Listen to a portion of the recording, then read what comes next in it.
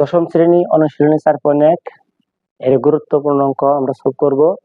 দেখো 19 নম্বর অঙ্ক বলছে সমাধান করো যে বর্গমূল বর্গমূল 3 to the power x plus 1 সমান ঘনমূল 3 to the power 2x minus 1।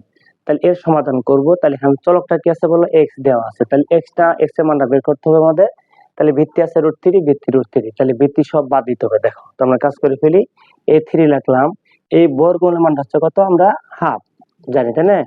তাহলে এখানে 3 আছে, ভিত্তি 3। তাহলে এই বর্গমূলের মান হচ্ছে কত হাফ। তাহলে পাওয়ার হাফ হবে, উপরের পাওয়ার তাহলে কত বলে x প্লাস 1 সমান।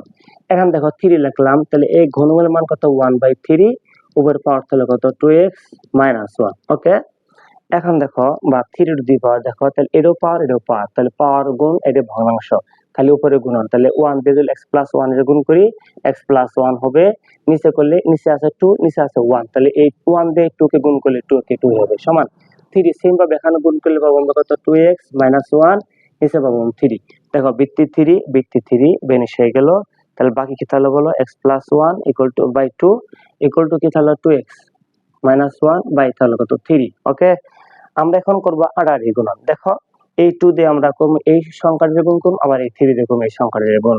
তাহলে 2 দিয়ে 2x এর গুণ করলে পাবো কত আমরা বলো, 2 দিয়ে যদি এই 2 দিয়ে 2x এর গুণ করলে পাবো আমরা 2 দোকানে 4x মাইনাস এই 2 দিয়ে এই 1 কে গুণ করলে পাবো 2 কে 2 সমান এই 3 দিয়ে x এর গুণ করলে পাবো আমরা কত 3x প্লাস দেখো এই 3 দিয়ে 1 কে গুণ করলে পাবো কত আমরা 3।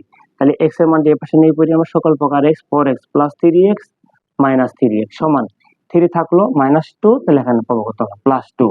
তাহলে সুতরাং লিখতে পারি আমরা 4x থেকে এই 3x বিয়োগ করলে পাবো আমরা একটা x ইকুয়াল টু 3 আর 2 যোগ করলে পাবো আমরা 5।